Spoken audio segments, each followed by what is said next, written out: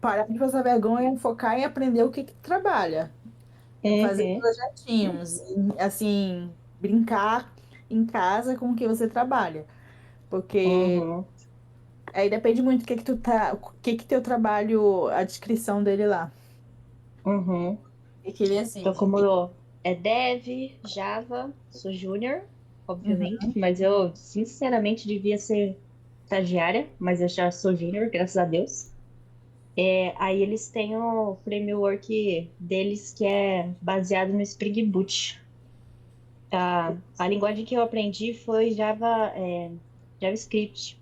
Aí eu tô nesse processo de aprender Java, sabe?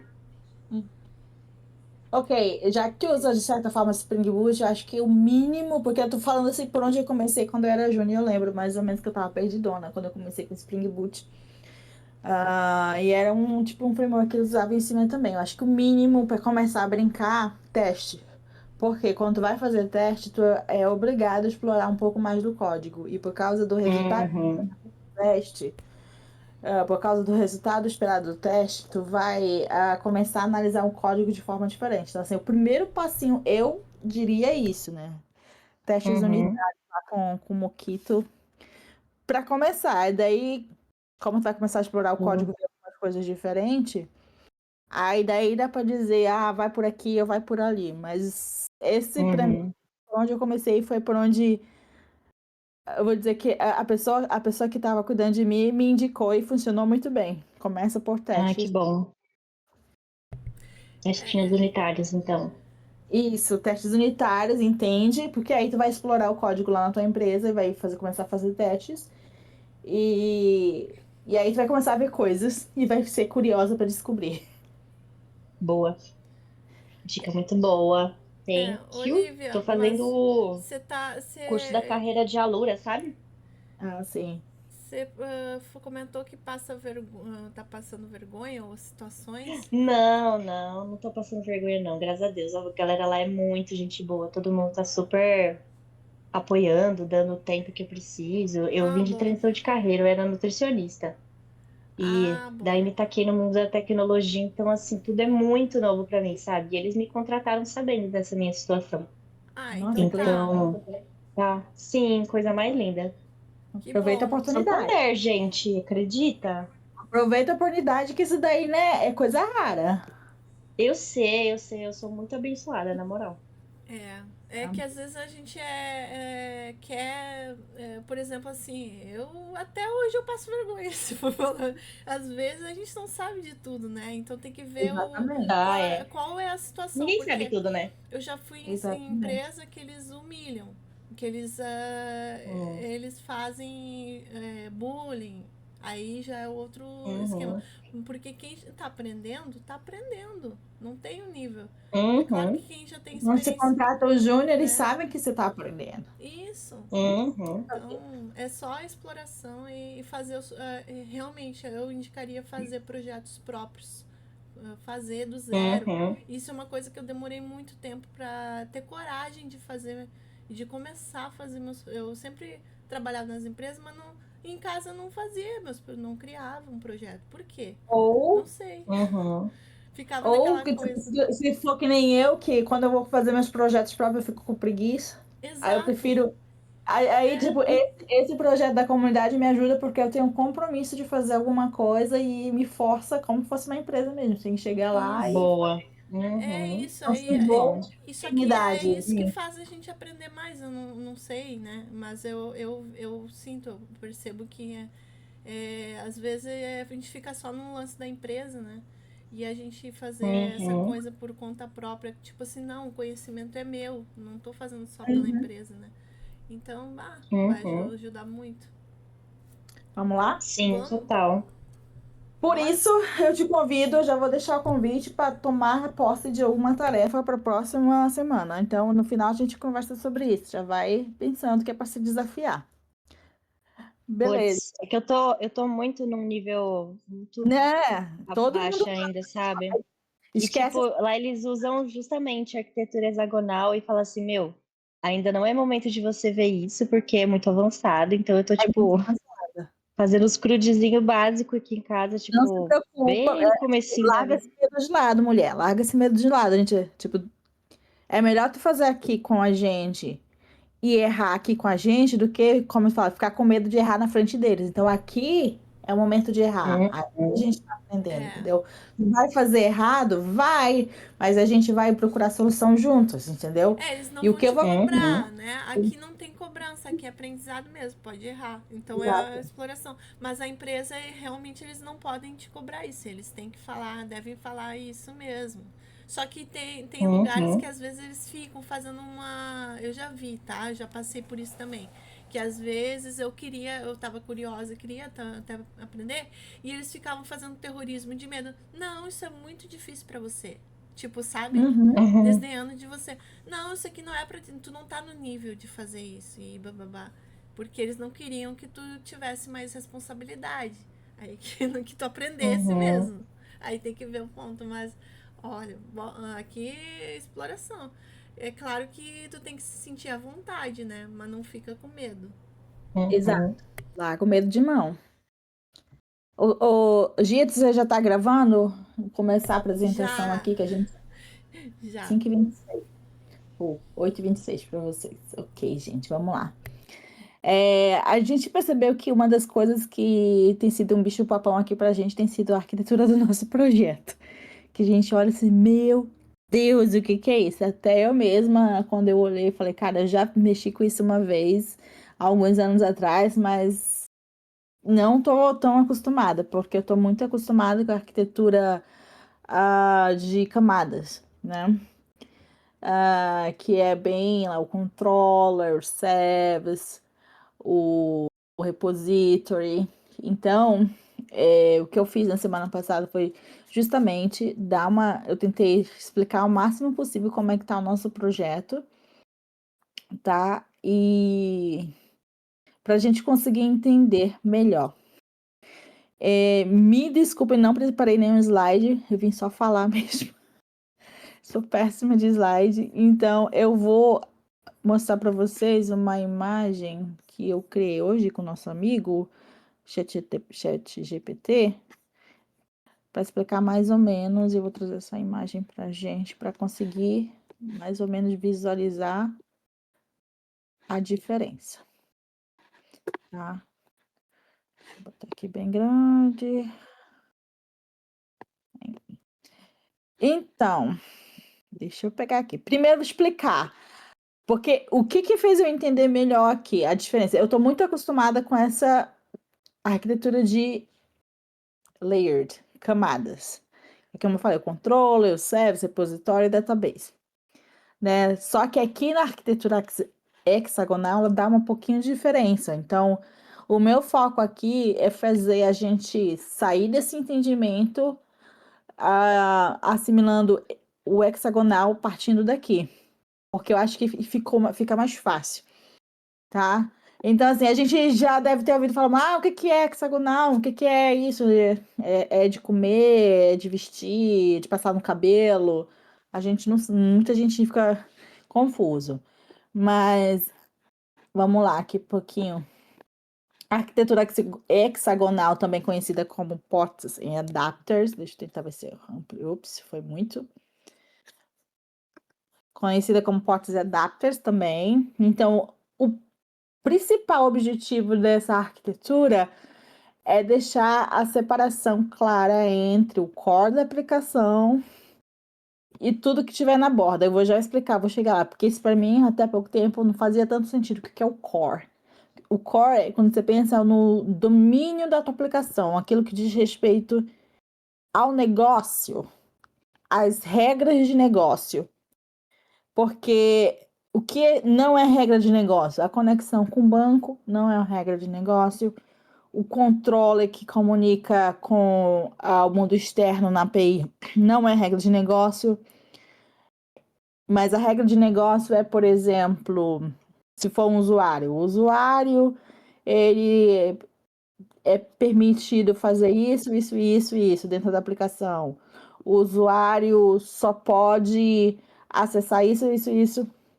Desculpa. O usuário só pode. Tô tentando tirar da cabeça aqui agora. O usuário para ser cadastrado, ele precisa ter 5 metros e 100 quilos. Eu só estou chutando aqui regras de negócio aleatórias aqui. Só para você entender a diferença do que diz respeito a seu negócio, ao business, ao core e o que vem por fora. Voltando aqui, deixa eu só encontrar aqui. Na imagem, normalmente a gente vem aqui, o controller REST API recebe uma chamada, aí quando chega lá no service, que normalmente cuida do meu business, a gente está acostumado que o service cuida do business, ele faz todas as regras de negócio, faz todos os ifs necessários ali, e daí, o que ele faz? Ele salva, ele passa por repository, né? Para salvar na database, ou recupera de lá, ou o service chama outra API, ou ele chama uma fila, ele chama outras coisas, né? Então a gente está muito acostumado nesse sentido. Ele vai em camadas, ele vai descendo, descendo, descendo, descendo, chegou aqui, volta e responde.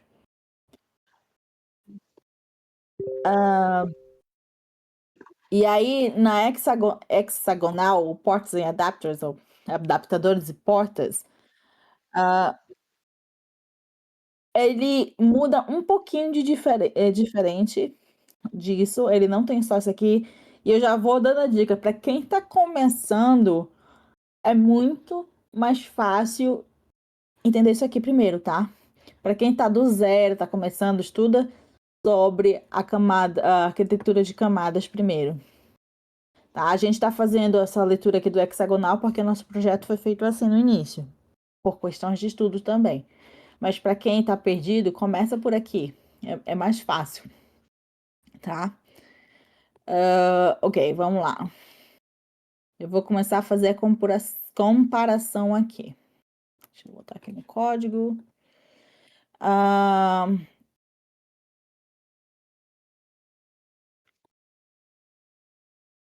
Aqui. A gente começa a usar isso daqui no Spring Boot é padrão. É a aplicação Start do Spring Boot, onde toda a aplicação Spring Boot vai começar. Então, ele é padrão. Você pode ver que ela está fora de qualquer pacote aqui. Esse pacote Members, que no nosso caso é um cadastro de API de membros do nosso JUG, tudo o que foi relativo a membros, ele está aqui dentro. Podia até escorregar aqui para fora, porque tem uns adapters que não precisam necessariamente estar dentro de membros, mas daí é outra conversa que a gente pode ver depois. Mas vamos lá, começando. O que são os adapters? A gente tem aqui adaptadores de entrada. Por exemplo, o REST Control. O que é de entrada? Os adaptadores de entrada é aquilo que vai trazer informação para dentro do seu domínio para que seja processado. São adaptadores de entrada. Por exemplo, REST Controllers. E temos adaptadores de saída que normalmente são bancos, persistências, né? Ok? Então, aqui no nosso... Vamos partir daqui. Deixa eu só me encontrar aqui, que a pessoa também se perde. REST. Tá. Esse aqui também foi feito um pouquinho diferente do padrão geral, mas vamos lá. A gente tem o controller aqui. Tudo começa no controller, seja no layer na arquitetura de camada ou no hexagonal, vamos dizer que começa aqui. Aqui, na hexagonal, ele vai estar aqui, ó. No layered e no hexagonal vai estar bem aqui. Tá? Então, vamos começar por aqui. O controller, ele só faz receber chamadas de fora e ele precisa mandar essas chamadas para serem processadas dentro das nossas classes de negócio, ok? Então, já que é um processamento, ele faz algumas portas. Vocês sabem, vamos considerar, o computador de vocês tem entradas USBs, ok? E essas entradas USBs, elas recebem, vamos dizer, adaptadores para que outra coisa se plugue lá. Pode receber, por exemplo, tem um MacBook tem muito um adaptador que você pode conectar diferentes coisas na USB. Você pode conectar USB-C, USB, o antigo padrão. Então, aquilo é um adaptador para que tudo entre na porta USB do computador. E dentro do computador faz todo o processamento, né, dentro do core do computador. Então, tentando imaginar mais ou menos assim que funciona, tá?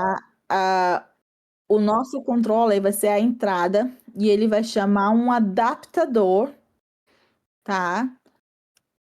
Aqui que entra, ó. Ele vai chamar um adaptador. E você pode ver que ele vai estar aqui. Só não se perde. Rest. Esse nosso projeto tá um pouquinho fora do padrão. Vamos lá. Ele vai chamar aqui um adaptador. Isso aqui é uma porta, tá? Que na teoria para mim era para estar dentro do adaptador aqui. Essa porta, uma porta de entrada. E se vocês verem aqui, essa porta de entrada é uma interface. Por que que é uma interface? Porque tá vindo algum barulho de fundo aí. Tô pensando que alguém tá falando. Gi, acho que tá vindo de ti. Tem algum barulho de fundo vindo que parece que tá. Eu sempre penso que alguém tá falando comigo.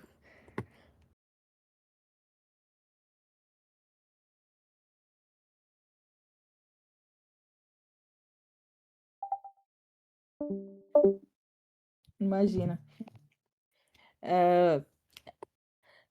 Tá, deixa eu continuar aqui. Esse adaptador, essa porta de entrada, ela é sempre uma interface. Por quê? Porque o controller, ele não precisa saber o que é feito na hora da implementação. A implementação, ela sempre vai ser um use case. Então, a gente vai considerar o use case aqui como se fosse o nosso service. O que era service na nossa arquitetura de camada, ela vai se transformar num use case, ok? Só para fazer a comparação. Service vai se transformar num use case. Só que, diferente da arquitetura de camada, que chama direto o service, aqui a gente cria um use case que implementa uma interface, que é essa interface aqui, e essa interface é chamada pelo controller. E eu estava até comentando com a Gi que isso aqui tem muito a ver com o D de Dependence Inversion, inversão de dependência do Solid, onde não precisa saber o que foi, quais os detalhes de implementação. Então, tipo, o meu controller só sabe que ele chama um create member aqui e ele se vira lá como é que ele vai fazer. Ele não sabe, olha, só sabe aqui esse create member, ele não sabe como é que o membro é criado. Por exemplo, hoje esse create member, ele é criado, ele busca no e-mail, tá, no nosso repositório e salva o repositório. Mas imagina que o meu membro amanhã vai ser criado de outra forma. Ele não vai mais ser criado salvando no meu banco de dados. No entanto, o que eu vou precisar é criar o novo membro chamando, sei lá, uma outra API. Aí eu teria um cliente para uma outra API que faria essa criação. Então, a única coisa que eu faria era criar um use case diferente aqui, só para dar um exemplo. Create member. A gente sempre dá esses use cases aqui para a gente se diz o que é no final, que é para a gente se localizar. Vou colocar aqui só de exemplo, by API.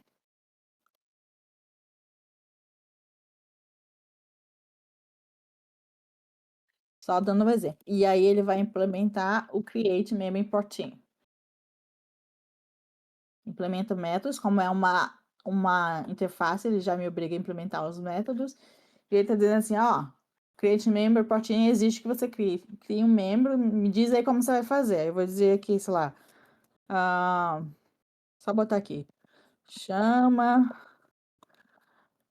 uma API para fazer cadastro. Aí faz toda a lógica, blá, blá, blá, blá, blá.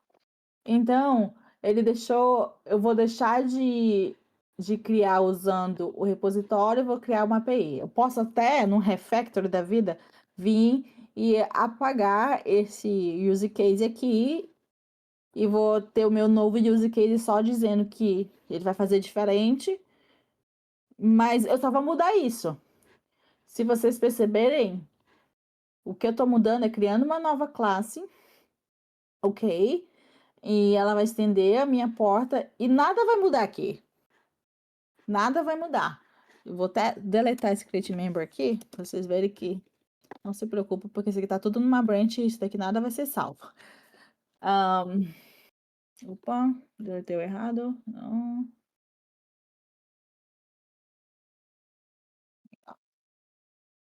Depois eu deletei errado.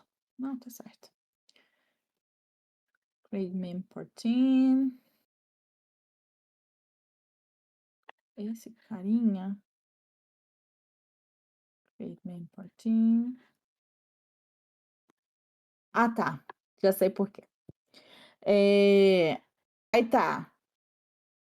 Aqui a gente pode fazer o @service aqui, né? Porque é um use case. E use cases, a gente usando o padrão do Spring, a gente pode usar o @service.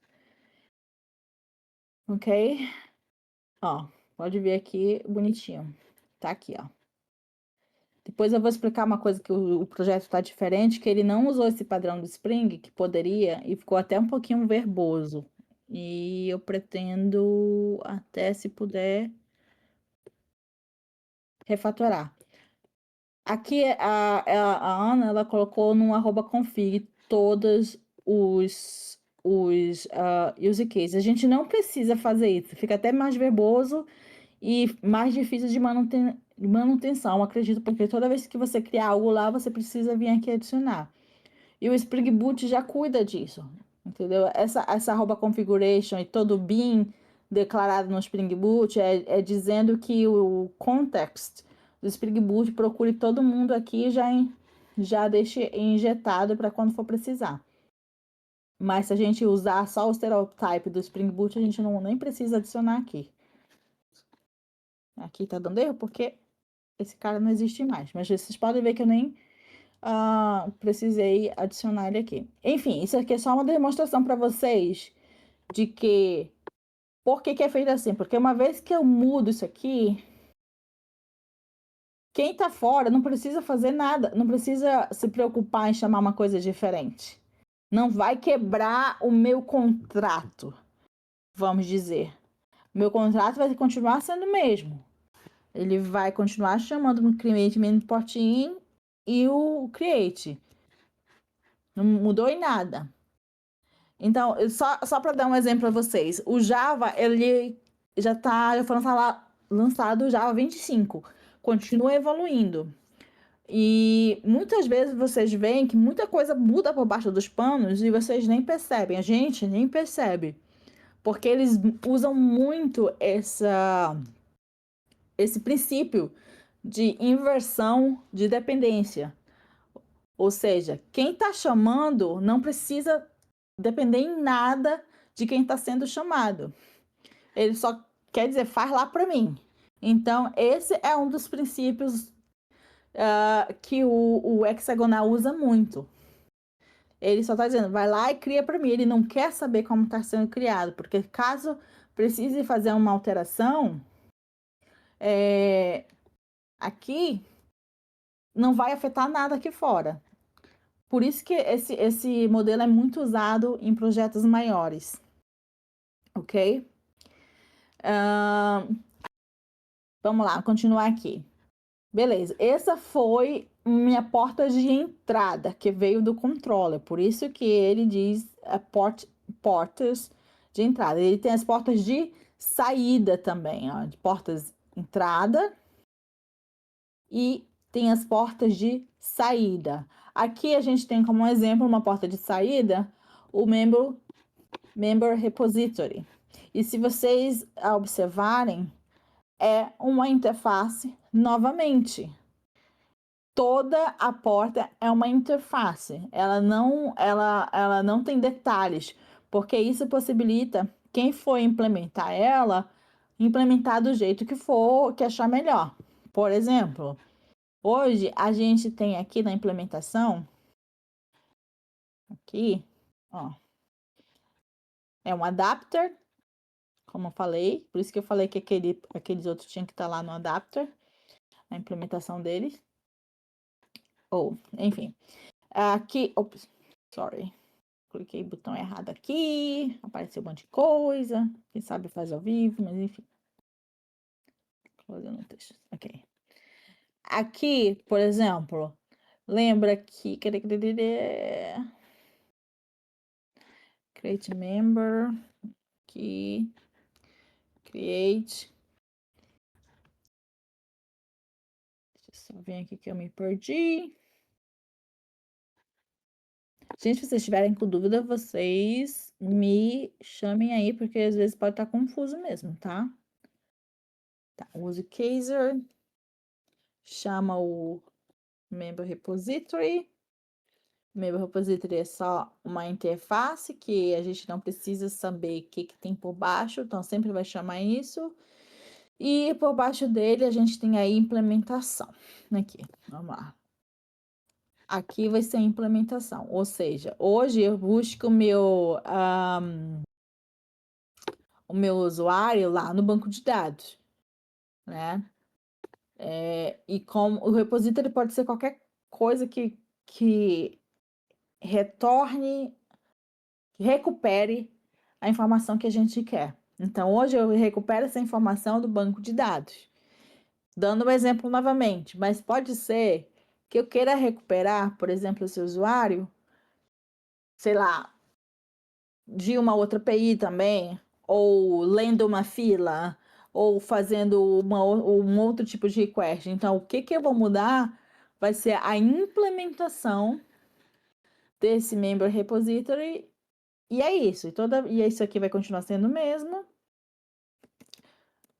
E aqui nada vai mudar. Toda vez que ele chamar aqui para buscar, nada vai mudar no use case. O use case, que é o domínio, que seria o nosso service, ele vai continuar só se preocupando com a lógica. O que é se preocupar com a lógica? Uma vez, por exemplo, ele recuperar todos os membros aqui e que quiser fazer uma lógica de negócio, os ifs e verificar alguma coisa específica, vai ser feita aqui no use case. Lembrando, use cases são como fossem os nossos services. Eles são services na realidade, mas aqui na camada ou na arquitetura de camada, eles são os nossos chamados services. E aqui eles são os que estão dentro do domínio chamado use cases. Ok? Deixa eu ver mais o que mais aqui.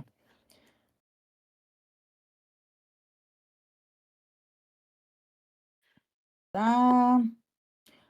Outra coisa importante, um outro motivo que o pessoal sempre usa essa arquitetura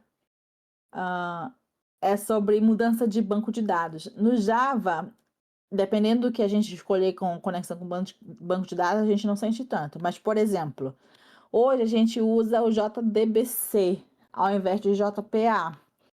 E o JDBC, ele está bastante acoplado, o JDBC Template, no caso, ele está bastante acoplado com o banco de dados que você está usando, porque ele lida diretamente com SQL. E SQLs, elas diferenciam de um banco para outro. Por exemplo, tem coisas que funcionam no MySQL, uma forma de fazer um select que funciona no MySQL, que pode quebrar no Postgres. Só dando um exemplo. E aí, nesse caso aqui, a gente está usando a MySQL, eu poderia amanhã decidir que o projeto vai para Postgres, porque isso, aquilo. Então, o que a gente precisaria mudar é só a parte daqui da implementação, que aí vai decidir os detalhes de como isso vai ser conectado. Isso é só para dar um exemplo para vocês, tá? Da facilidade de mudar esses acoplamentos, vamos dizer, esses extras que a gente precisa. Enquanto que, por exemplo, ali, se eu mudar o meu banco, eu vou mudar aqui a forma do meu select e tal, para combinar melhor com Postgres, mas não vai afetar em nada o meu use case, certo? Deixa eu voltar aqui para a documentação para ver se eu esqueci ou se eu lembro de alguma coisa, mas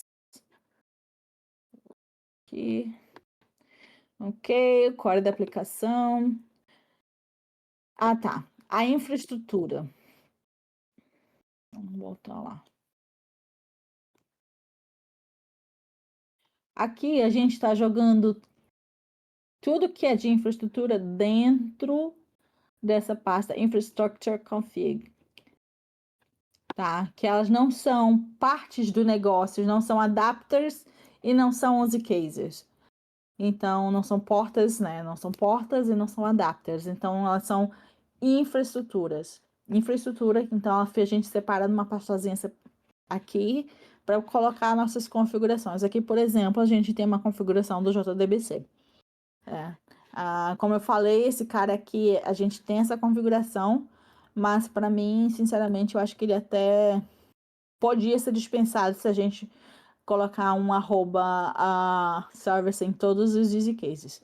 E isso vai estar muito mais alinhado com os princípios do Spring Boot, já que a gente usa o Spring Boot. Ok? Deixa eu voltar aqui. Ok, quais os benefícios principais dessa arquitetura? Baixo acoplamento, como eu falei. Se a gente precisar mudar nosso banco, se a gente precisar mudar chamadas, a gente só muda a implementação, não precisa mudar regras de negócio dentro do nosso use case, ok? Tem uma facilidade para testar casos isolados, que acaba não dependendo de passar por todas as camadas. E fica mais fácil se for trabalhar com módulos, por exemplo. Aqui tem um módulo de members, mas se tiver um módulo de eventos, por exemplo, a gente pode criar outro módulo de eventos que pode depender separadamente.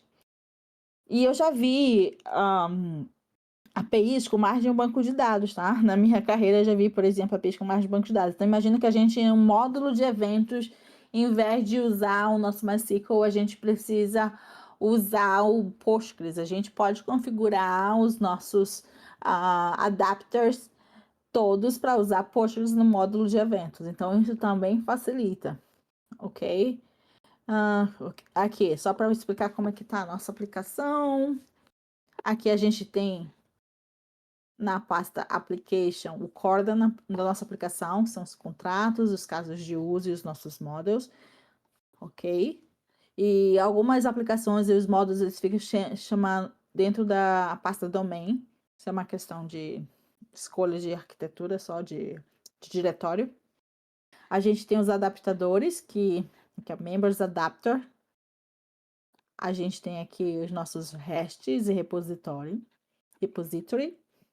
que são adapters de entrada e saída. E a gente tem uma infrastructure que eu já falei para vocês. Uma coisa interessante. Os nossos mapas. ok? O que são os mapas? Já que os meus adaptadores, eles não conhecem o meu domínio, eles precisam ser transformados. Por exemplo, aqui é meu model, tá? E aí os meus controllers, o meu controller, por exemplo, ele não conhece o meu domínio model. Ele não tem conhecimento disso, porque pode mudar. Então, ele usa o mapa, que se você ver, todos os controllers estão chamando um mapa. Ó, aí o que ele faz? Ele converte, nesse caso aqui, ó. Ele cria um membro, quando ele recebe a request, inclusive falando sobre ela é um adapter, tá? Isso aqui é um DTO e a gente também pode até refatorar isso hoje. Como é um DTO e ele normalmente vem com esses carinhas aqui, sempre obrigatório, a gente pode ver a possibilidade de transformar ele num record novo do Java, que fica menos verboso. A gente não precisa usar tudo isso. Só dando um exemplo para vocês. Porque o record a gente não precisa definir tudo isso e fica bonitinho, é simples. Enfim. Cadê? Eu tava falando do mapa. Member mapa. Aqui. Por exemplo, quando chega um create member request que a gente viu, ele vai verificar, tá, eu preciso transformar essa request, esse objeto, num membro, para que o meu use case possa utilizar ele. Aí por isso que ele chama to domain, ele está vindo de fora e está transformando para o domínio. Aqui no update também. E aqui, por exemplo, a gente tem um mapa inverso, from domain. Ele está vindo como um membro, está vindo como algo de dentro do business, do core da aplicação, e eu preciso transformar para um objeto que vai ser enviado para fora. Então, por exemplo, eu preciso transformar num member response. E aí, eu só faço essa transformação aqui. Beleza? Ao invés de eu fazer tudo isso diretamente no código, que ia ficar muito verboso, por exemplo, se eu fosse fazer tudo isso no controller, ia ficar enorme aqui. Então, a gente faz essa separação de responsabilidade e coloca tudo dentro de um mapa, e o mapa faz essa chamada aqui. Beleza? Ok, vamos voltar para doc, ver mais o que a gente tem. Isso daqui é a estrutura que eu apresentei para vocês podem passar lá de novo. O course que a Gi nos trouxe semana passada, que inclusive eu acho que é ok ficar aqui fora, Gi, porque hoje é geral da aplicação, então não tá relativo só a membros, né? Toda a aplicação usa. E aí já passei pelos adapters, repositories, explicando cada coisa aqui, a implementação, os exceptions, o mapa que eu acabei de falar para vocês, a conversão de DTO para domínio, o request e response, aqui REST, members, adapter, REST, aqui, request e response, que são DTOs, aí vamos lá, dentro da aplicação, eu tenho um modelo que são os models, que a gente poderia até passar para um pacote chamado domain, mas ok. Aí, como eu falei já, as portas in, portas out, os in tudo que entra, e os out tudo que sai. Bem lógico, né? E lembrando que use cases vão implementar os ins, ok? Sempre lembrando aqui, ó, os ins, as portas de entrada, elas são implementadas pelos use case. Lembrando isso. Ok? Enquanto que os outs, eles são repositories, implementados pelos repositories. Aí, a gente tem sessões de negócio, que está dentro do domain, regras de criação, atualização, tudo que é dentro do domínio e infraestrutura. Vamos lá. Aqui um básico de como é que é chamada ali. O controller recebe, aí ele valida pelo DTO, e valida e mapeia pelo DTO. Aí chama um portinho que é uma interface. A interface ela é implementada por um zcase, né, que seria o nosso service. E o service vai chamar um port out, que também é uma interface, que a gente tem, por exemplo, hoje a interface do member repository aqui. E essa interface de saída, ela vai fazer a implementação para dar detalhes de como vai fazer. Por exemplo, hoje a gente está usando o nosso JDBC aqui, nosso adapter de persistência. E aí ele retorna para o use case, controller, HTTP response. Bem isso aqui. Ok? Eu acho que já passei por isso aqui. Mas isso aqui é importante reforçar para o adapter depender de contrato, não de uma classe concreta. Então, ele depende lá do contrato, que é a interface, e a classe concreta decide como é que ela faz. Então, quando eu precisar mudar alguma coisa, o meu controller não precisa mexer nada. Ok? Os adapters, o que que são? Só reforçando, são as implementações concretas na borda do sistema. Acho que aqui eu já passei tudo para vocês. O core da aplicação, as regras de negócio, infraestrutura.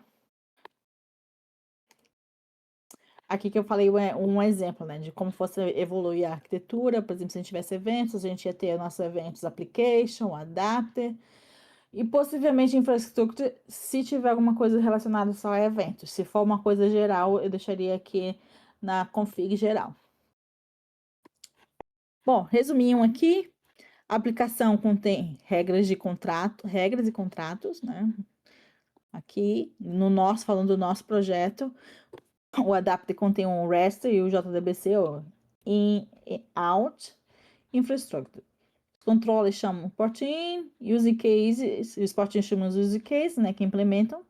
Port out as nossas interfaces de saída e vão ser implementados por adapters, no nosso caso, de persistência. Só reforçando com a imagem. Aqui, a controller, ok? Que vai chamar um portinho, que vai ser uma implementação, que vai ser uma interface, perdão, que vai ser implementada pelo nosso use case, que é a implementação da interface de entrada. O nosso use case, ele chama um adapter de saída, que no caso é uma interface também, que daí vai ter uma implementação explicando, decidindo como fazer, como realmente tomar conta desse negócio de salvar, whatever, o que for. Por exemplo, se for o messaging adapter, ele vai só chamar lá, salvar, mandar mensagem. A interface vai ter alguma coisa assim, mandar mensagem, enviar mensagem. E dentro da implementação desse enviar mensagem, daí que ele vai decidir se vai ser um Kafka, se vai ser um SQS, se vai ser um SNS, por exemplo. E eu acho que é isso. Eu sei que a minha explicação não é das melhores, mas é isso. E agora chegou a hora das perguntas. Hello? Quero ouvi-las. Oi, eu cheguei agora. Eu vou ter que assistir a gravação, Helena, porque eu não consegui. Aqui tava enrolada aqui, tava tentando arrumar o chuveiro que queimou. Ai, não deu. Não vai dar. Mas eu vou ver eu consegui ver que você desenrolou bastante aqui explicando as camadas, né? Eu achei muito legal. Eu fiquei ouvindo pelo menos umas partes. Mas depois eu vou ver com calma, mas ficou muito boa as explicações, teus detalhes ali. Tu cobriu bastante, eu acho que. Não sei, eu acho que Assim, não vou ter dúvida depois dessa aula. Eu espero. Se tiverem dúvida, perguntem lá também, lá no grupo, porque eu sei que talvez eu não tenha sido tão claro assim. Não preparei slides, vim mais tentando mostrar no código para facilitar, mas às vezes acaba complicando. Ah, eu acho que fica Mas melhor assim, na real, mais mão na massa, né? Porque às vezes a gente vê esse desenho aqui do hexagonal, né? E a gente não vê, não sabe onde é que fica os sim, eu também arquivos. gosto de olhar pro código para ver se eu consigo me enxergar melhor o que está acontecendo. Com certeza. Acho que assim é mais mão na massa mesmo. Eu gostei muito, apesar de não ter conseguido prestar muita atenção pro vídeo, eu vou rever, né, a gravação. Ainda bem que a gente gravou. Mas muito parabéns ainda bem que a gente não perdeu o encontro de hoje. E valeu muito. Eu acho que é uma aula aí que a gente teve. A Mariane tá bem caladinha. Tem alguma dúvida, Mariane? Sei. Ela desmutou o microfone, mas não sei se vai falar agora. De repente, deixa eu ver, tem um chat aqui. Não. Às vezes aqui dá um BO de Tipo, configuração. Mas é isso, Helena. Eu achei que ficou muito bom. Eu não tenho tanto conhecimento de arquitetura assim eu tentei entender um pouco, né? Aqui da parte do layer eu já estou mais acostumada a trabalhar. Inclusive, dentro do Android eu trabalho assim mesmo, nessa estrutura assim já de bem assim do layer. Agora o hexagonal é mais voltado para microserviço, né? Então, ambos são, mas aí a gente usa mais hexagonal, eu vejo quando a gente tem empresas muito grandes, sabe, que pode ter diferentes. Eu acho que para coisas pequenas, o layered, né, que é a arquitetura de camadas é bem melhor para começar, porque sim, senão fica muito verboso desnecessariamente. Acaba sim. mais atrapalhando que ajudando. É como se você estivesse botando uma complexidade, né? É exatamente isso, onde não seria necessário. No caso aqui a gente está aprendendo por quê? Porque a tendência e também porque as grandes empresas pedem, né? Em relação ao mercado, porque dividir para depois juntar, né? Dividir em funções únicas, né? Não sei, tem uma palavra para isso. Dividir responsabilidades, né? Então tem um Uhum. servicinho para uma coisa, né? Tem um servicinho para outra, para outra, para outra. Mas é isso. Então, se vocês tiverem dúvida, joguem lá. Vou Tá tentar ótimo. responder dentro dos meus conhecimentos. Se eu não souber, eu corro na internet e procuro entender e respondo, ou outra pessoa. Maravilhoso. Maravilha. Essa parte do refactor aqui é que fez mágica. Essa parte de refatorar, não sei se tu falou sobre isso. Refatorar um layer para um hexagonal. Eu não sei se é fácil fazer isso. Nunca tentei. Inclusive, eu postei lá no LinkedIn um pequeno artigozinho sobre isso hoje, justamente falando de como que a gente pode pensar, sair daqui para cá. É, no meu caso, Porque hoje, o que eu pensaria, como que eu faço para pegar um AWS que eu sei que meu cliente tem e transformar nisso aqui, né? mas mesmo assim, hexagonal, tipo, não vai ser para qualquer cliente, vai ser para estruturas grandes, porque se for Claro, coisa pequena, a de camadas vale muito mais a pena ainda, é muito mais simplificado e direto ao ponto. sim, mas a ideia é escalar, né? Pra escalabilizar mesmo. É quando tem necessidade, mas e aí, quais as dicas, né? Como fazer As essa necessidades são mágica? mais assim, o teu sistema é algo que tem muitas possibilidades de mudança a médio prazo, vamos dizer. É mesmo que daqui a 5 anos, daqui a 10 anos, seja. Por 5 anos, 10 anos é mais difícil de mensurar. Eu preciso definir diferentes tipos de entradas para ele, diferente de REST. Por exemplo, eu tenho um REST que vem do controller, mas eu chamo, por exemplo, para mobile eu resolvo de uma forma, para web eu resolvo de outra, isso pode ajudar, mas tem que ter muito cuidado. É que nem quando a gente fala de querer matar uma formiga com canhão, então tem que ter muito cuidado. Porque é uma Sim, arquitetura muito boa, mas tem que ter muito cuidado. Porque mesmo grandes empresas, muitas delas ainda usam camadas. Entendeu? Muitas, e sim, faz sim, sentido. com certeza. O que eu vejo, o que eu tenho aqui de coisa que eu acho que tá sempre mudando é gateway de pagamento. Sim, tá aí uma coisa. É, uma hora muda, eles versionam, tem outra versão, aí muda tudo. Aí tem um outro meio de pagamento, aí, entendeu? Ah, não deu com uma. Isso aí, bom, isso aí Isso é daí uma que eu vejo. é um caso de. Mas aí tem que ver se faz sentido para a arquitetura toda mudar por causa disso. Mas Claro, seria, se for não. uma coisa. Sim, vale a pena. Bem Porque, pontual, né?